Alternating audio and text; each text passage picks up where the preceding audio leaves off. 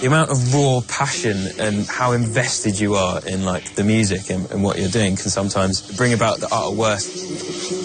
There's a lot of instances when I don't really feel like a front man, and that's anxiety, that's panic attacks, that's kind of horrible. But then at the same time, when I, like, am being the front man, you're so in the moment. It brings out the sort of most extreme situations, I think, just being in a band of this ilk.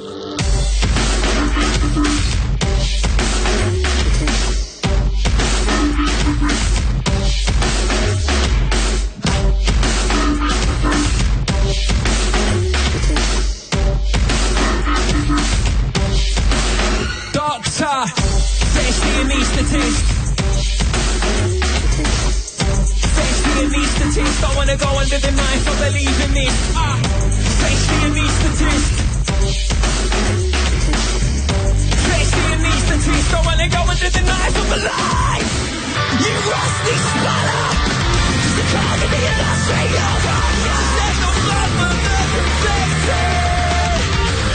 You parasite. You ain't gotta get down. Inside the blood of the afflicted.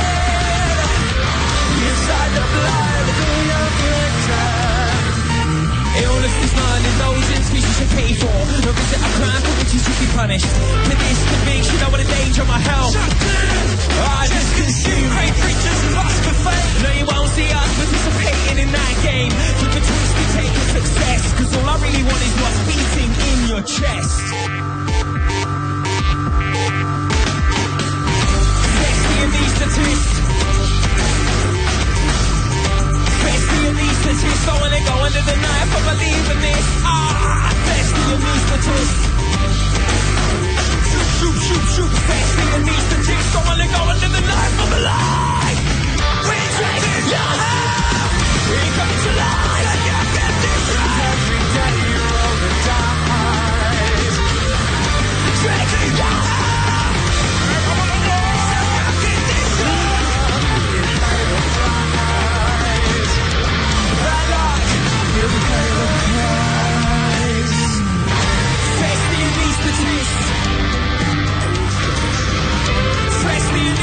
I wanna go under the knife, I believe in this. The storm is true.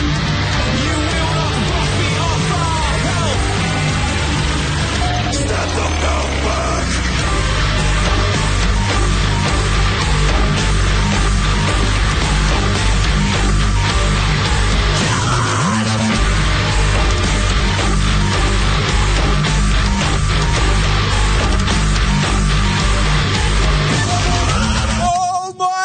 Now that is how you kick off a brand new series. That was Enter Shikari. I'm Alex Baker, and this is Rock Stories with Guitar Hero Live. You're welcome, my friend. Strap in for a rock and roll ride that is going to blow you away. We've transformed this huge abandoned warehouse into what can only be described as an epic arena for the biggest names in rock to crank it to the max and blast the ghosts back to Timbuktu. Throughout this series, we're going to be bringing you an hour of ear-shattering, thunderous live rock and uncompromising tell-all interviews with Skindred, Young Guns, Don Broco, and today we're kicking off the series with rock royalty. Enter Shikari. Can you hear the war cry? The boys from St Albans burst onto the scene in 2003 with a sound that nobody could have even conceived of, and they haven't looked back since, breaking new ground and flying the flag of independence by putting out their own records through their own record label. The debut album, Take to the Sky, smashed all the rules, reaching number 4 in the album chart, despite the fact that there was not even a major label in sight. What? They played every gnarly festival on the rock scene, toured most of the world, and won countless awards, including Kerrang's Song of the Year for Anaesthetist. And we've managed to track them down so you can have an access all areas pass to the real Enter Shikari. So here we are. How was that, playing in front of a montage of yourself from over the years? Very surreal. Yeah. But also very enjoyable. We've never done anything like that before, but it was cool. Let's go right back to the very, very start. And I don't mean the start of the band. I mean the start of, like, music for you generally. That kind of made you think, man, music's amazing. Deep, huh? Blimey. Introspective. My sort of first memory of, like, really liking music was Jay-Z. Like, the energy, just like, it's really got me like, yeah. And I was like, actually, I get it now. Music's great, you know, like, it was like a coming-of-age sort of moment. A defining moment. How about for the rest of you guys? I remember sitting in, well, my parents always had me listening to Queen and stuff, but I do remember sitting in Keith's car, Rail's dad, and listening to the Beatles quite a lot on our journeys up to Scotland or whatever. Yeah, yeah. We used to ram the Beatles down our throats. It's good having that background of, like, you know, I mean, they're essentially a pop band, aren't they? And it's good having that background of pop because it's something that you can feed into your music and make sure that no matter what's going on in the chaos of an Shikari song, that there's always that kind of, like, commercial thread, that kind of hook, you know. I don't think, not many people can pull that off. Well, I mean, that was when pop music wasn't really a cuss or a dirty word, you know, like, that was, like, real... It was good. Quality... Popular music, yeah. Yeah, big influence on us. Before the Beatles, my dad used to play a lot of Motown and Northern Soul because he used to DJ that. So I can always remember going down into our basement and just literally a sea of records down there. So I just grew up on that, just cheekily sneaking down there and playing vinyl and, just loving it, yeah. How did you meet? I moved to Scotland for a few years when I was like 10 or 11. Not by myself, with my family. Yeah. Trot off up to Scotland, and when I came back, I sort of had memories of a lot of the people I went to primary school with, and Rob was one of them, and he lived just like pretty much the street right behind where our house was, and sort of sheepishly approached him. I was like, hi Rob, like, do you want to be in a band? Like, no small talk, like, too shy or whatever. You used to say that you could hear me practicing from your bedroom. Yeah, that was because our streets was like, our bedrooms were only like 50 metres apart or whatever. Yeah. Amazing. Summer, if I'm playing with the windows open, you could hear me practicing. Oh, I guess he plays the drums. So what did you say when he asked you? So, yeah, cool, sounds great. Yeah. And then how did it evolve from there then? Did you started writing music in, like, one of your houses, or what? How did it work? I think we started off covers, really. Yeah. Beatles. Beatles, Oasis, Stereophonics. Lightning Seeds. Lightning Seeds, yeah, we did a lot of Lightning Seeds covers. Yeah. How did you go from Lightning Seeds to Enter Shikari? That's like the biggest jump ever. I mean, this was when we were like 12, so we've got 6 years to get there. But I guess we started then getting into more experimental, like, you know, being introduced to like Radiohead and then Muse and then the local sort of punk and hardcore scene, and just slowly moving into more sort of extreme underground versions of music as you grow older and look for your own little niche. And we had the youth club, which was kind of a venue that was quite... It was like anarchy, really. Like, anyone could put on shows. You didn't need there was no sort of health and safety. What kind of bands were you putting on back then? Well, we had quite a thriving scene. I mean, obviously the big boys are Sixth, Cry for Silence, a lot of other like bands around the UK, like ska punk was obviously really huge back then. There was even like hip hop and drum and bass, like DJs and stuff. It was a very inclusive scene. It was really cool. It was quite lucky, really, to grow up with something that diverse.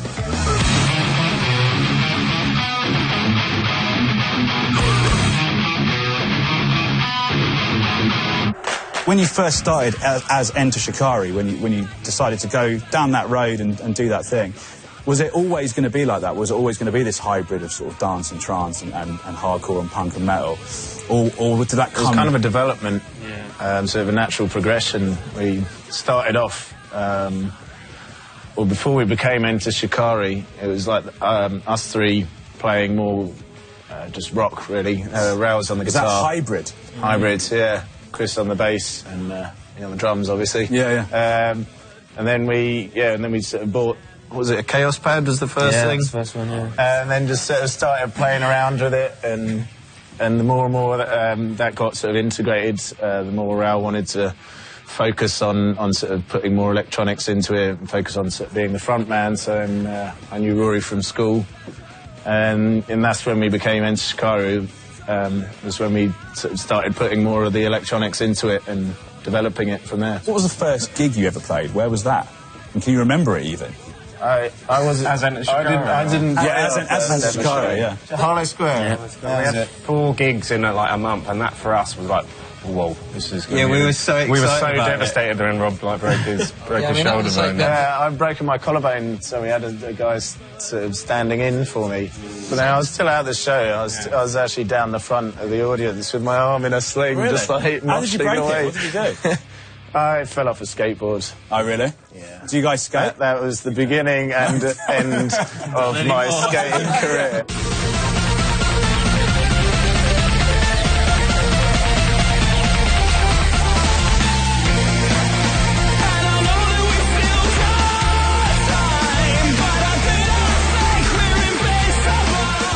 So, and then obviously this moment came where you're doing this thing, you're putting on shows in your own community, you're writing music as Enter Shikari, you're doing all this great stuff. It seemed that it was just like this electric roller coaster. You just kind of went straight up and up and up, and it hasn't stopped since. How did your life change during that period? Did you go from just being like a band that just doing some fun stuff together to thinking, okay, we can actually make something serious of this, or was that always the ambition? Well, I mean, for the first like 3 years, we just toured around in a van together, just sort of booking our own shows. Like Raoul booked pretty much most of the shows, getting in contact with bands from up north and exchanging contacts and going around as a tour package kind of thing, so we could get some more exposure and just slowly building up sort of. So we had like, say like 100 people in like a lot of different little places, just from like going there again and again and again, just like all these tiny little cities and villages and stuff. You were playing hundreds of shows a year, weren't you, at that point? Yeah, I reckon we played about 300 shows before we met our manager, which is when everything kind of changed. The first thing he did was get us Download Festival, where basically it was kind of the first time we'd seen all our little pockets of fans all around the country united, and there was like 5,000 people, and we were like, oh, okay, so this is what it looks like when like they're all together. And so that was a big pinnacle moment for us, really. Before then, like, we had absolutely no recognition in the music industry, nothing at all. Still to come. We wanted to sign to the first person that would have us, to be honest. No one wanted anything to do with us. And Enter Shikari blast the roof off the joint with another blistering live performance.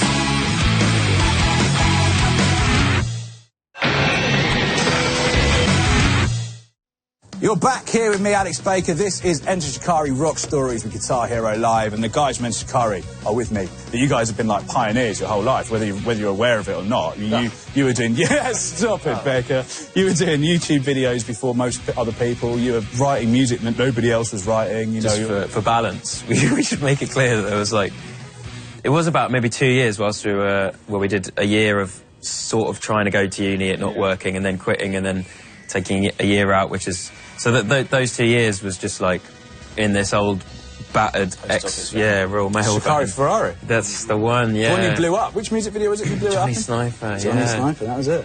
But yeah, so just slogging up and down in, sort of mouldy seats and crashing all the time because brakes failing and all sorts of things. It was a bit of a death trap.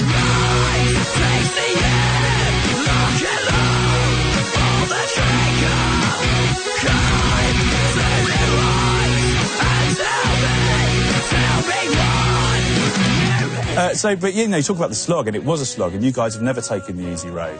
And I remember during this time, just before Take to the Skies, I was thinking, right, what is going to happen with Enter Shikari? What label are they going to go on? Surely they're going to go on Roadrunner or like some massive other like American label. What's going to happen?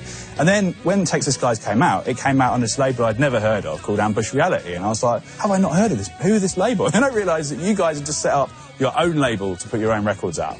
Where did that idea come from? We never really wanted to in the first place. We wanted to sign to the first person that would have us, to be honest. But we sent out millions and uncountable amount of demos, and just no one wanted anything to do with us. Why do you think that was, though? I think we were quite hard to place. We were quite risky. People didn't know if it was going to work out, or where to put us, where to market us, what to do with us. It was a bit too out of their comfort zone. They weren't sure if it was going to, work or not, because it was quite out there. Yeah, I mean, so we only created that Ambush Reality to release like the first two singles, or it was the first single. And then when it came to releasing the album, then we got the attention of a lot of record labels and started getting taken out and getting wined and dined and stuff. And oh, this is exciting. But by the time it got to that point, it felt like we'd built up so much ourselves that we'd kind of be, I don't know, cheating ourselves to hand it all over. You know, we've done all the hard work, and then we're just going to hand it over to a label. It just gave us like complete creative control, basically. So we had loads of help, but complete creative control.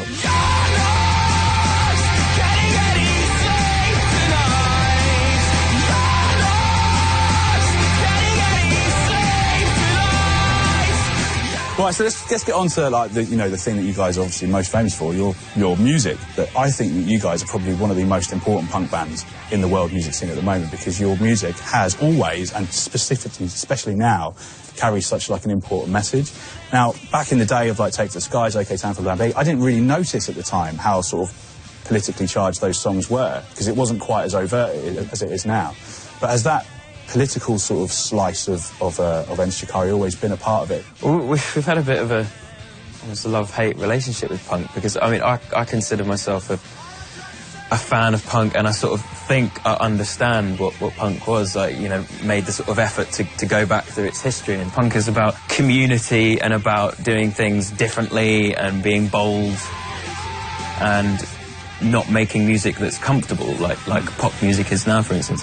And yeah, I think that's always spurred us on. I think at our heart, I'd still consider us a punk band, like regardless of what we sound like. I think the mindset is certainly there. I don't think, like personally, I could be in a band and be doing this if it didn't have that sort of motivation, that extra, that feeling of unity, that knowing that you're spurring people on and you're fueling people. Like, you know, we play all around the world, and we have people coming up to us when we're just hanging out at the merch table or whatever and saying, oh, you either helped me through this, or you made me thought about this, and now we have this, we're doing this locally, or made me want to do this. And that's the thing I think that keeps us going. Yeah. If the world was perfect, there'd be no point in Enter Shikari, no use for us. So, one day, you're going to go, oh, yeah, we're done. Be careful what you wish for. Yeah. We're going to get into a tune now. We're going to get back on that stage, get back in front of yourselves on the screen, and we're going to go into Torn Apart. Now, I want to know a bit about what Torn Apart. Torn Apart's from the Mindspeed. What's the tune about, and you know, what does it mean to you? It works on many levels.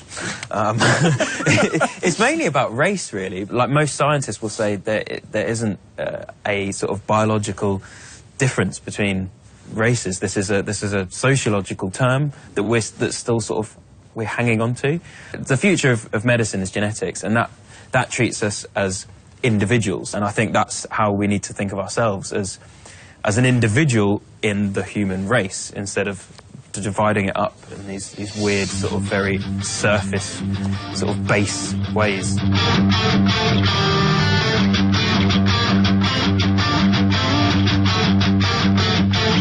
The naked eye inspires with creative form and ideas so destructive and insincere. Real in the mind, but outside you find the nature is not aligned.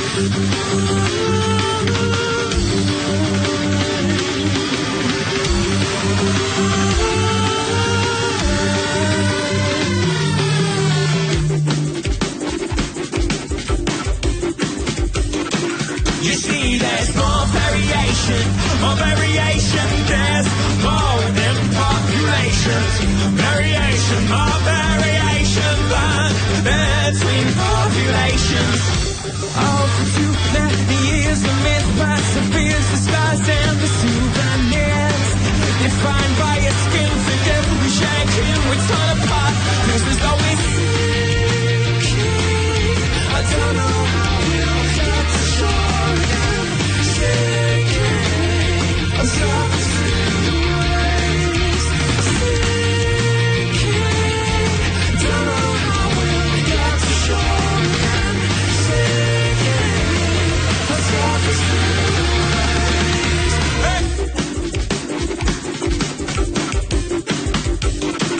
You see, there's more variation, there's more within populations.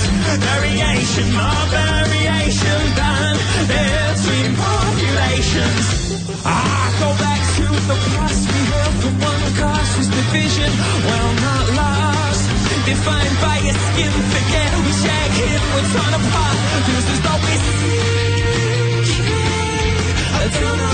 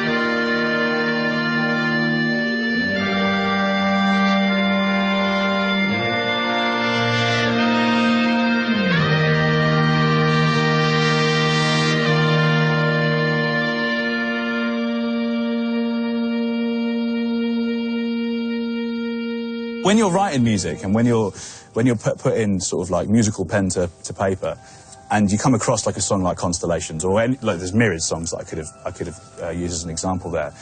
Do you have like that moment in the studio or rehearsal room or wherever you're practicing or playing that you kind of go, okay, this is a winner. We're on something really good here. I remember we were in Thailand recording Flash Flood Colour, and we had the music for Constellations, and we've always thought that, you know, our first and end song of the album should be really passionate, essentially, and we knew that Constellations was sounding really, really big and really epic. I remember Raoul kind of locking himself away in his room and just like working on the lyrics, because we knew it had to be such an important moment. And I do remember when you first were like demoing it, it's like, yeah, nailed it. I remember that specifically, just being like, wow. Yeah. So you do get moments like that in the studio and stuff, and you really do remember those moments. Sometimes I can be a bit too timid, I think, and obviously when the guys can sort of give me the confidence, it's like, okay, wicked, I was on the right track. But I think that one especially was just such a relief, like, because those were the lyrics that they had to be perfect. Like that backdrop of music was just so passionate, so visceral. So it just felt honest, so it had to be quite a sort of a statement, and the poetry had to be spot on, so I was working on that for weeks and wasn't getting anywhere, and then finally when it came together, it's just like, oh. So talking about what you do when you're not making music, downtime. Do you have a lot of downtime, or are you always on the road, or are you always writing? Yeah, not really. When we're not touring, we're sort of working towards the next record. Because it's a full-time job, isn't it? It's like not like you guys do anything else. Like, this is what you do. So there must be like it must be like a massive commitment in terms of do you get that kind of like guilt where you've actually had some time off? Do you ever feel like, oh God, maybe we should be doing something, or does that not really happen? It's more out of necessity. Like, often people will sort of, you know, quite nicely tweet us and go like, oh, you guys, you know, need to have a rest. Like, you deserve a rest. You've been touring so much this year. And we'd be like, well, yeah, that'll be lovely, but to be like in a band full-time these days, you have to just keep playing, otherwise you have no income. Yeah, it's kind of like just being a sort of slightly glorified gypsy, really. It's just, that's what it is. Still to come on Enter Shikari Rock Stories. You're so in the moment, you can end up doing stupid things. Next minute, you're getting kneed in the face by some big burly German bloke.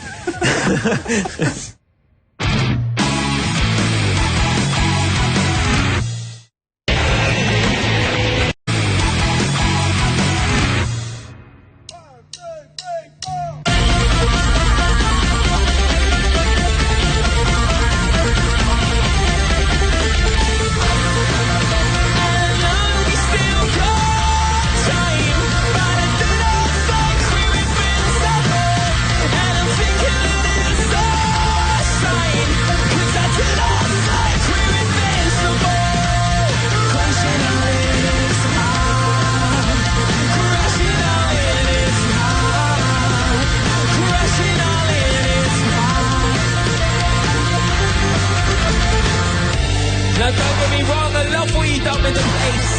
I just wish you had a chance to help build it, instead of just moving into this home in disrepair and expecting to work, prosper and then share. Constantly relying on consuming to feel content, but only because we lost touch with this home that we spent trillions of dollars hating for our wants and not our needs. And now we're growing tired of planting bleary-eyed seeds. I'm not saying that we could do better, but given the chance to try, we dig up the earth's top rock soil and feel the truth in the eyes.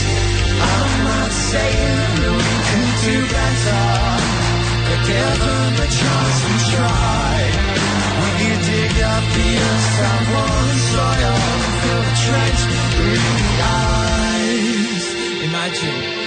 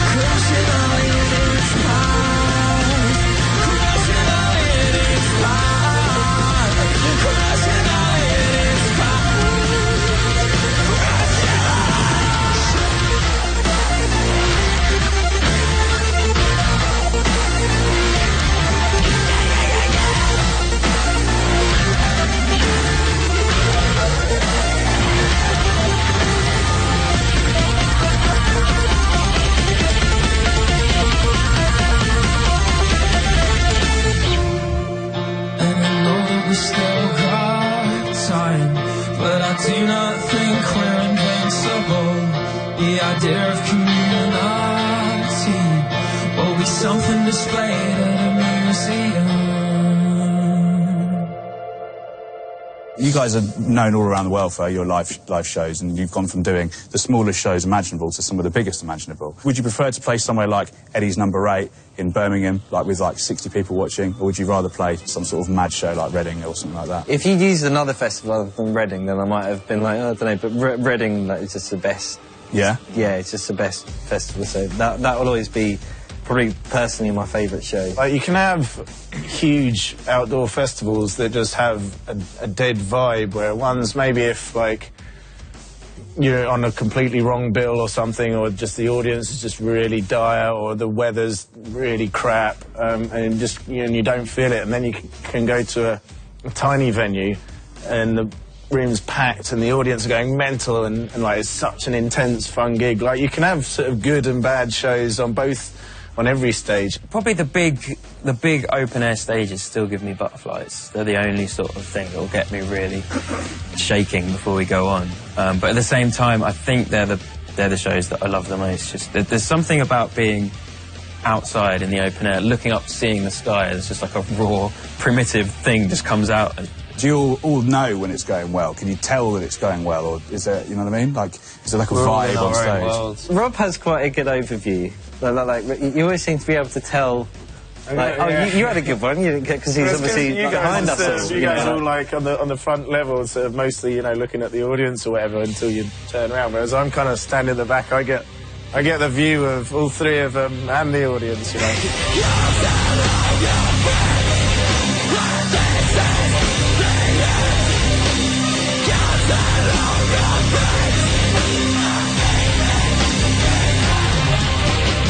Now, I mean, has there ever been a point where you guys have been playing live where something's gone a bit wrong and you thought, oh, maybe I shouldn't have done that? Got kicked out once. Got kicked out?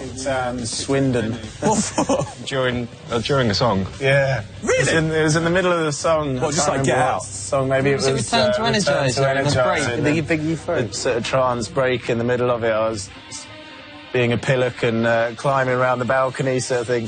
I just feel this hand on my leg just yank me down and march me out the front door. Trying to say to the guy, look, I'm going to be on stage, the band are playing without me, like, I'm the drummer. And we all came back in and it was like, Where is he? I was like, instinctively, like, something's wrong. What's wrong? I look around, there's no drums. I was like, The old game of Where's Rob? I think we played that with the crowd. You're so in the moment, you can end up doing stupid things. I'm getting beaten up by security a few times in Germany and stuff like that. You're just in the zone, so you're just head down, you're just barging into people, and then they think you're being rough, and then they start, and then it just escalates. It becomes a problem, yeah. Next minute, you're getting kneed in the face by some big, burly German bloke. But what about in terms of, like, inspiring people to do things out in the crowds? Because obviously you've been to loads of shows where there's human pyramids and all the rest of it. It's, you know, what's the craziest thing that you've managed to encourage a whole raft of people to do in the crowd? Probably the most impressive is when a human pyramid goes really well. You know, when they put the effort in, they've got the solid foundation, it's got the width, it's got, sometimes, you know, it's actually got rows going back as well. Proper architectural design. Yeah, I mean, they can get it spot on sometimes. Yeah. Low-flying aircraft, little beacon, yeah. I remember one particular show that we did on a boat somewhere. We got the whole audience to sort of run from side to side. We got this whole boat sort of rocking like that. So the guys that owned the boat had to come down and sort of... Stop it, we're going to capsize or whatever. This is for real? Yeah. That is insane. Yeah. And what's, you know, have you got yourself into scrapes when you were away? Because obviously, you know, you go to these foreign lands when you're sort of just immersed in these different cultures. Always get yourself into interesting situations. I remember one, we were playing in Krasnodar in Russia, and you know, I'd been up for 3 days beforehand or something. The evening in a hotel, apparently later on the hotel turned into a brothel. Oh, okay. So we'd figure that one out, and this just hanging out outside. And this guy comes up and first sort of starts chatting and says, "Hey, you guys want any women?" And we're like, "No, we're okay, thank you." He's like, "Oh, okay. Well, do you want some heroin?" No, we're okay, thank you. So, "Oh, okay. Do you want to fight a bear? I can arrange that, you know. I can arrange that. That's like, whoa. I love that list. What else have I got? This guy's hard to please. Still to come in the final part of Enter Shikari Rock Stories. It's one of the first Enter Shikari songs. That was the song that got played on radio. That was the song that got massive reaction live. Stay exactly where you are.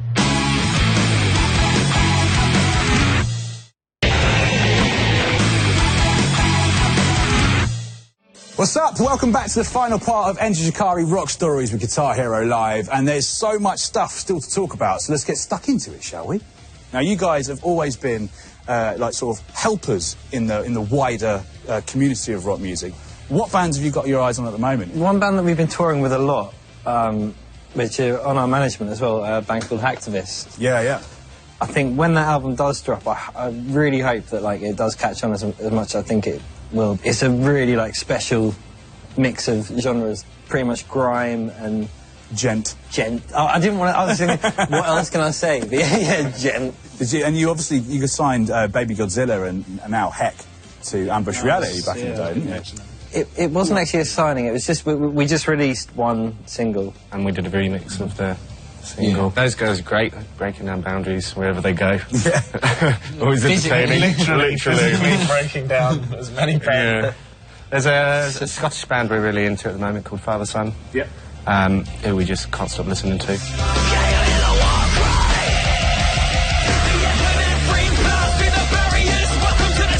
In terms of like what's next for you guys, you know, obviously the Minesweep's done its thing. It's come out. It's been so well received. I mean, I sit on the judging panel for the AIM Awards, and it was like unanimous in the room when we were talking about Album of the Year, which you guys obviously won. I don't know if I'm supposed to say that, but I've just said it, so there we go. But it was. I mean, it was, you know, obviously Anaesthetist won best single at the Kerrang Awards?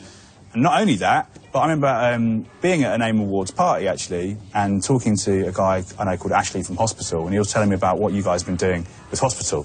Explain.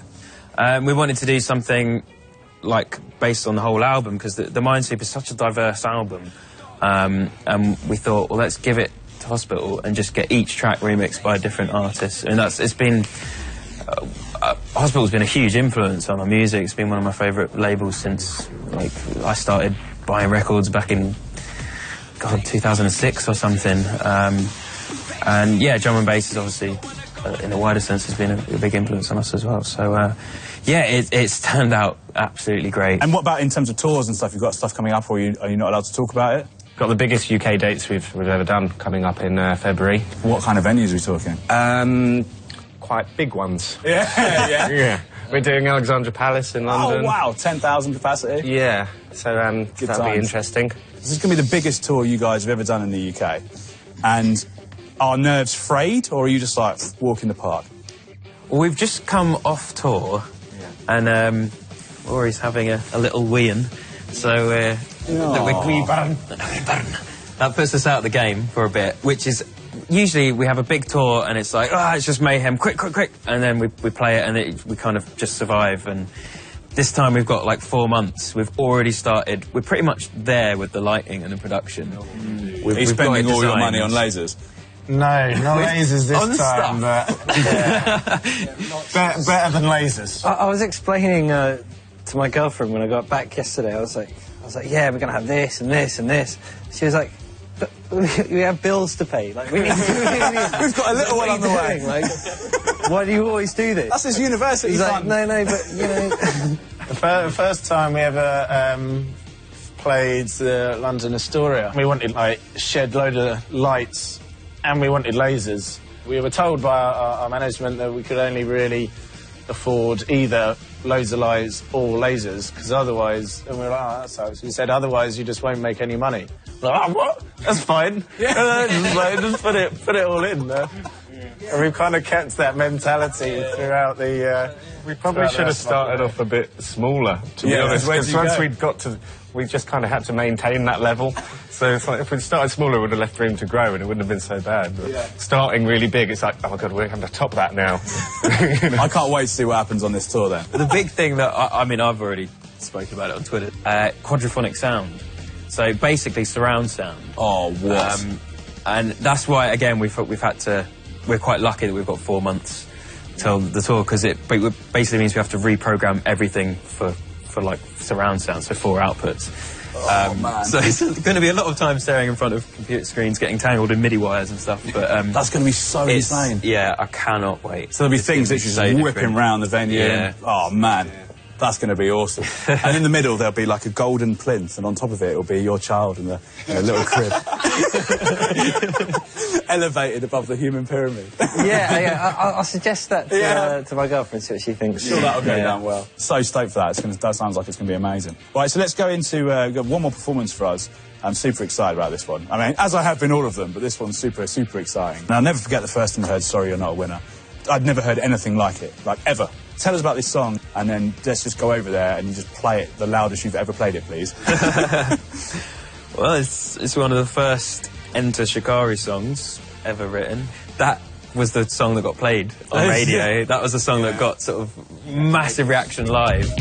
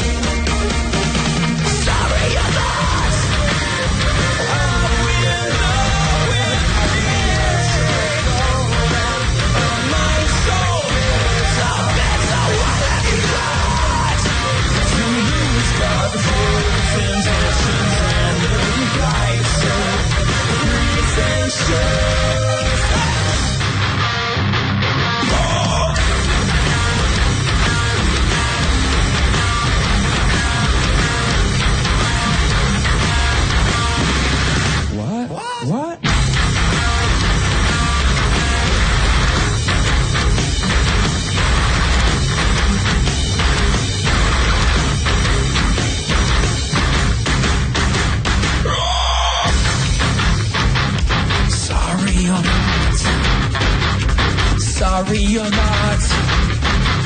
Sorry you're not.